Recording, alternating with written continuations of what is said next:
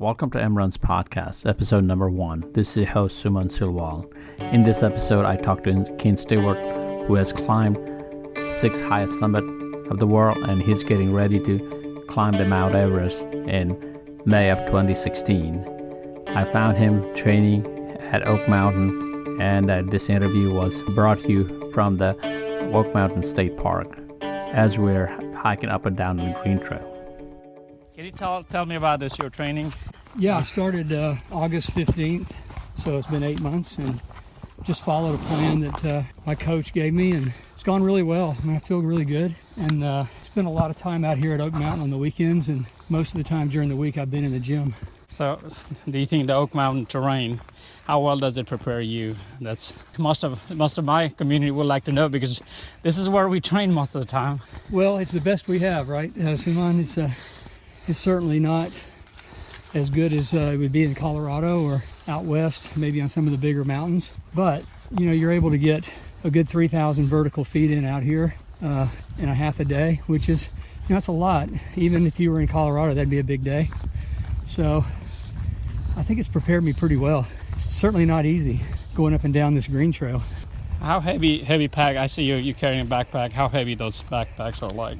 Yeah, when we started out training, I came out here with no pack, and then started just carrying water. Now I'm up to the end around 40 to 45 pounds. So definitely slows you down, but 45 pounds here, 20 pounds on Everest feels like 45 here. So, and that's the most I'll carry on Everest. So it gets you prepared. One of the interesting part for me to listen as you talked, when we met last time as well, talking about this heart rate that you have, it really intrigues me because I'm looking for a different type of training. I'd like to know a little bit more so I can implement this in my 100-mile training as well. Right. Well, I made a mistake in 2013 with my training. I was doing a lot of high intensity stuff with a high heart rate, and it really got me fit, but that's really not the best training for an endurance event like climbing Everest. You really want to be able to go a long time, and of course if you get anaerobic you can't do that.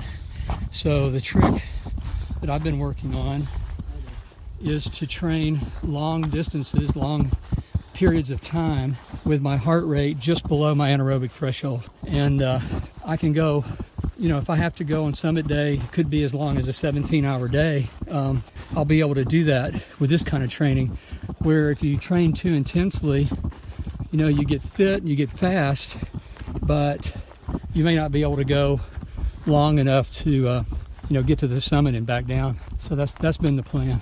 So for you, it's more rather than intensity, you're thinking more endurance, correct? That's correct. And sometimes you feel like you're not really working hard. That's the thing that's hard to get used to. If you're used to training really hard and then you start training for endurance, especially in the beginning when your heart rate's pretty low, you won't really feel like you're working that hard, and so the tendency is to try to push it, but that's really not what you want to do, because the more hours you can put in the bank at those lower heart rates, that's what gives you the endurance when you need it on a big event. Kent, your team, you mentioned that earlier, that your team already at the base camp or headed to base camp. You're here at the Oak Mountain. Can you tell us the different training you're doing this time? Yeah, my team is already there. I'm the only member that's not there. In fact, they've already been training in the icefall, and but I've been sleeping in a hypoxic tent here at home for the last 6 weeks, which simulates the altitude at base camp, which allows me to fly in a lot later.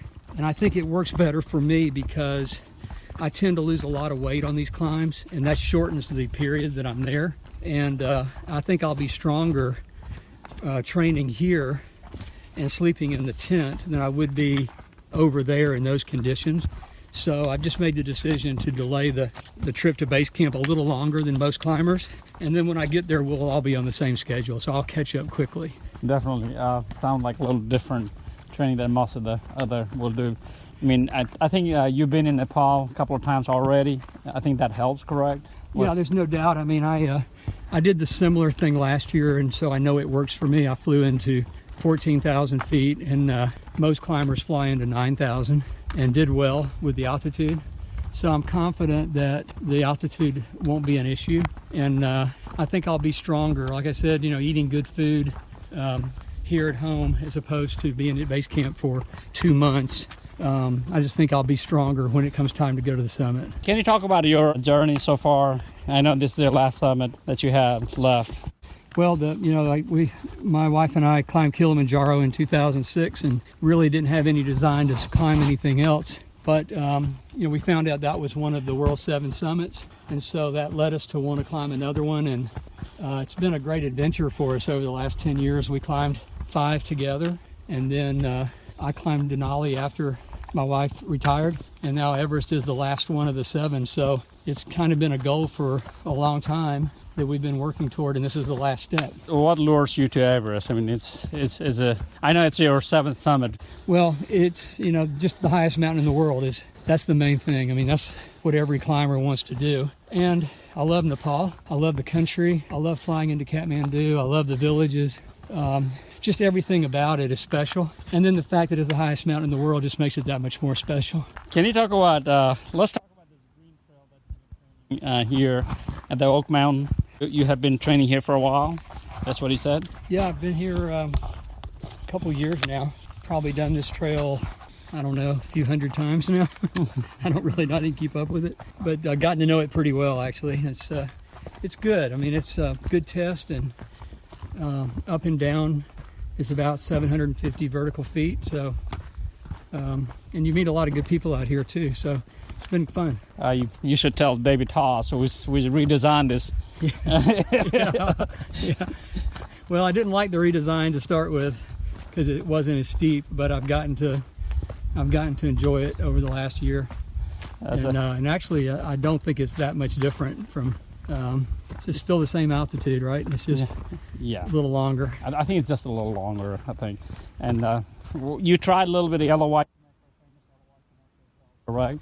I did the yellow white connector for quite a while in the winter, and I didn't enjoy it as much as the green trail. I thought it was going to be more difficult, and that's why I did it, but actually I don't think there's any difference. That trail over there is about 730 vertical feet, and this one's about 750, and it takes about the same amount of time.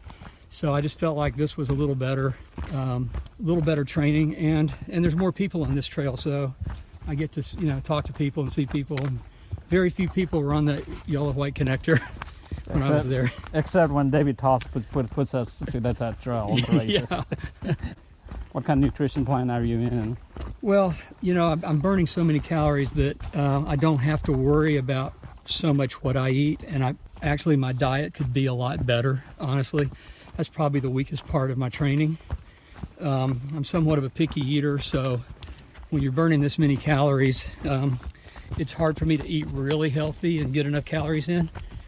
And so my diet hasn't changed all that much. Probably should have done a better job with that, but like I said, I don't really need to lose any weight, so I'm pretty much been eating whatever I want to lately. Excellent. So you said that what is the best works? What kind of diet best works for you? What kind of diet? Yeah, what kind of food? I'm eating a ton of protein, and I always have eaten a lot of protein. So a typical, a lot of salad, a lot of vegetables, and I'm actually eating a lot of red meat right now. Okay. It's just kind of what I'm craving. Because I won't have much of that over there on the mountain. And so I'm trying to get in a few good meals here before I leave. Yeah. What kind of food do you eat when you get to the base camp area? Yeah, the base camp is actually pretty good. They've got a full kitchen at base camp, and so, we might have beef one night or chicken, a lot of pastas.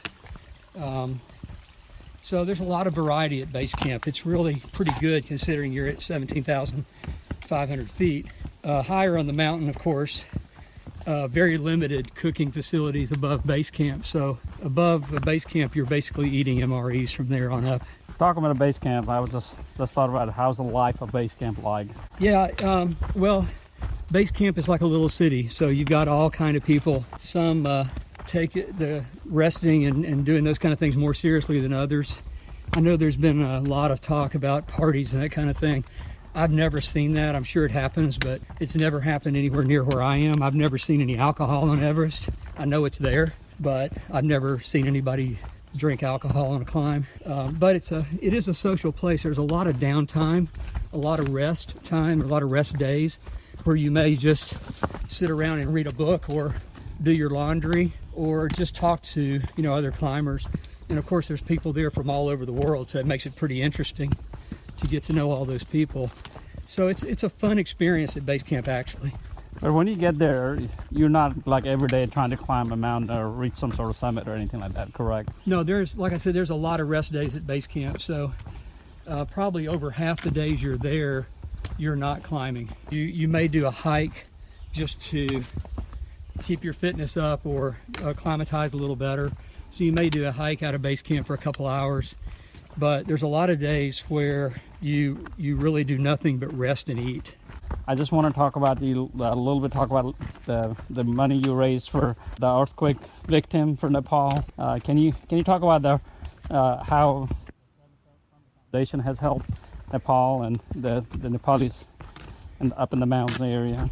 Well, yeah, when we obviously the villages were hit very hard, and that's where most of the people from Nepal that I know live in those villages, and most of my friends lost their homes in the earthquake in a couple of the villages there. So, we wanted to do something to help, and Birmingham is a very generous community, and I knew it was, and so we organized a hike out here at Oak Mountain that we had last June, and between that and some of my teammates on my Everest team last year putting word out on their social media pages, we were able to raise right at $90,000. Wow. Which went to 2 villages in Nepal to help them rebuild. And I've been in touch with my friends there over the last year, and actually the latest report that I got back,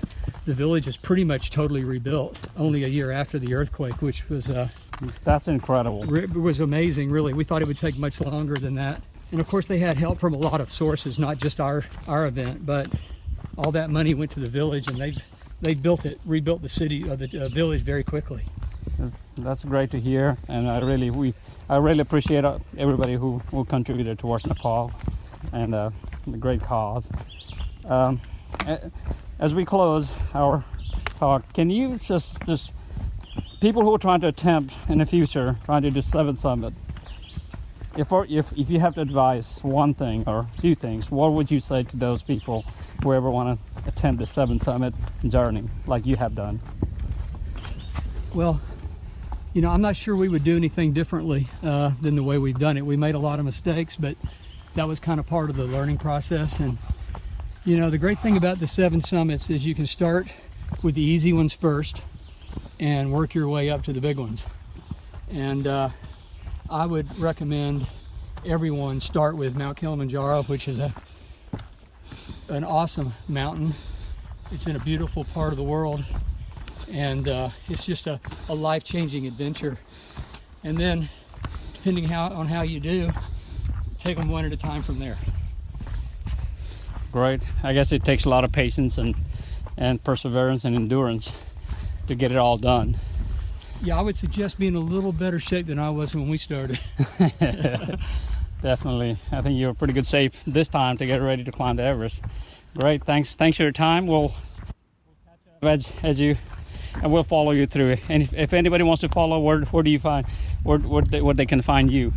They can follow the expedition on Kent Stewart 7 Summits on Facebook or Kent Stewart on Instagram. Great, guys. Let's cheer for Kent here. Let's make this 7th summit happen, and we all wish him luck. Thank you, Simon. Thank you very much.